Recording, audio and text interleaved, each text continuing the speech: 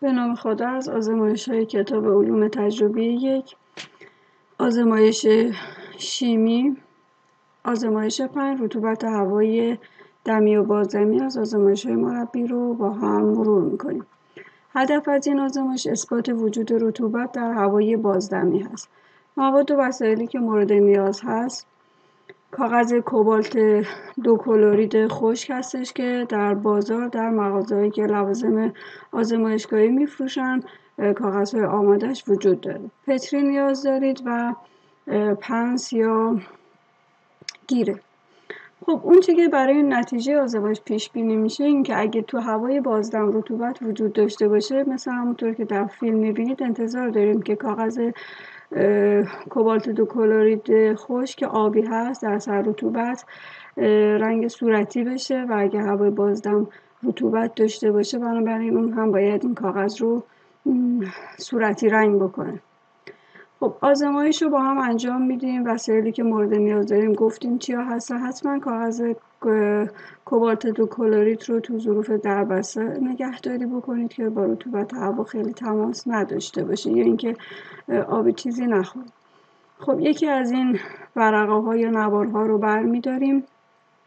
حتما با پنس بگیرید چون کوبالت 2 کلرید خاصیت سمی داره. جلوی دهان قرار میدیم تا هوای بازدممون بهش بخوره. مدت زمانی رو نگه میدیم. خب بعد از یه مدت میبینیم که رنگش از آبی به سمت صورتی تغییر رنگ داد و با نمونه اولیه که داریم مقایسه کنیم که این نشون میده که داخل هوای بازدم ما رطوبت وجود داره. سوالاتی که تو کتاب اومده با هم جواب بدیم. کوبالت 2 کلرید خشک کاغذش که چه رنگی بود؟ خب چیزی که ما خریداری کرده بودیم آبی رنگ بود.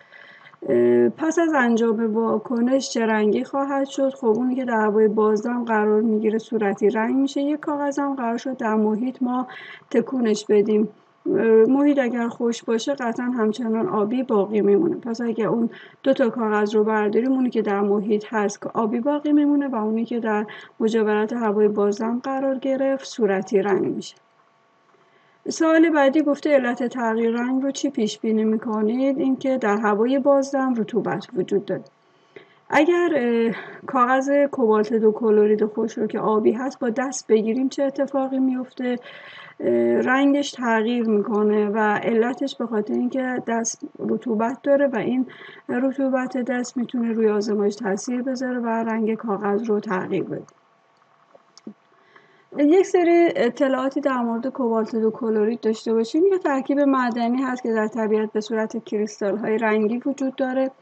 فرمول شیمیایی COCl2 هست و میتونه تعدادی مولکول‌های آب رو داخل خودش جذب کنه. نمک هایی که مولکول‌های آب رو داخلشون خودشون جذب میکنن رو آب پوشیده میگن.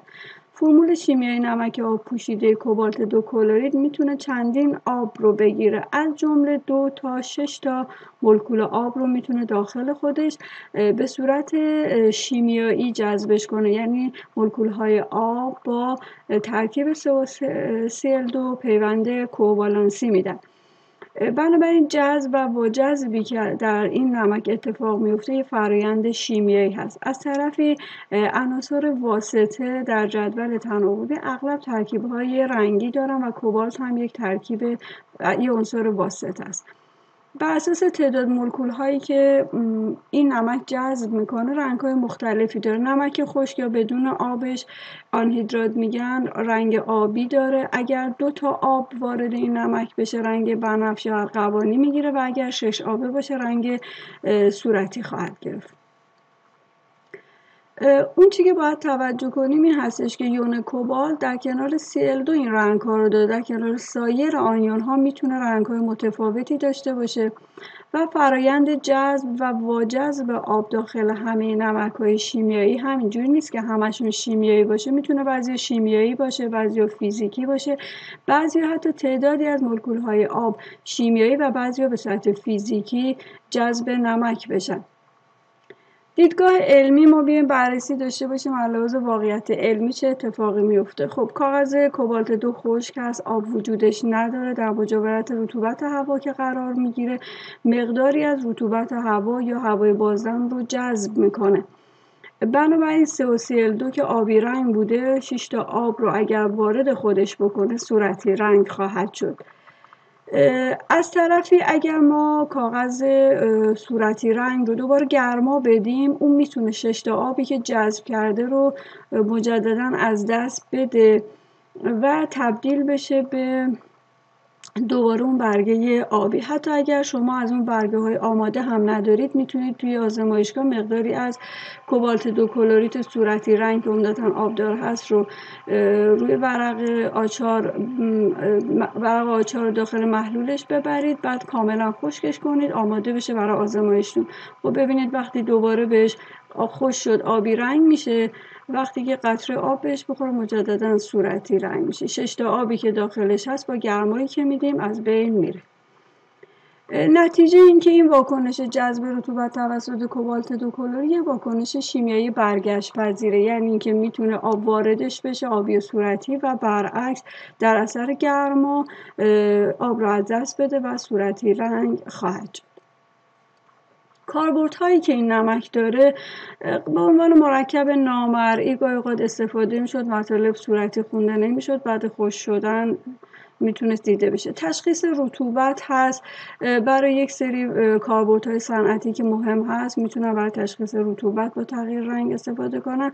جاذبهای رطوبت هستش که معمولا ترکیبات سیلیکا ژل که توی بسته هایی هستش تو مواد مختلف وجود داره میتونن یا به اصطلاح مخلوطی ازش داشته باشن که رطوبت رو جذب کنه. سایر ترکیبات کوبالت علاوه کوبالت 2 کلرید سایر ترکیباش هم کاربردهایی داره، مثل اینکه در مکمل‌های غذایی برخی حیوانات استفاده میشه، تو مواد آرایشی استفاده میشه، بر رنگ‌های پوششی، شیشه‌های رنگی و کاربردهای مختلفی در صنعت ترکیبات کوبالت خواهد داشت.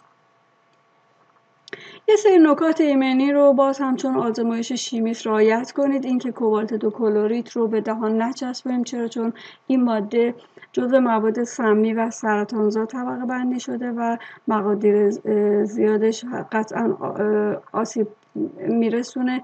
و دیگه اینکه میتونید کاغذی که محلول کوبالت 2 کلرید رو درست کردید دور نریزید، خشکش کنید و مجددا در سری های بعد ازش استفاده کنید.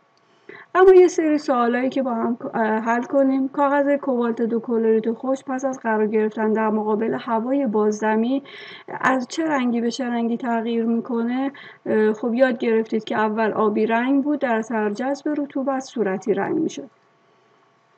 دلیل تغییر رنگ کوبالت 2 کلرید خشک در مقابل هوای بازدمی یه واکنش یاد گرفتیم، چون با پیوندهای کووالنسی وصل می‌شدن بنابراین شیمیایی هست و چون آبی و صورتی در اثر جذب رطوبت و دادن حرارت به هم تبدیل میشد بنابراین یک واکنش برگشت پذیر هست. خسته نباشید.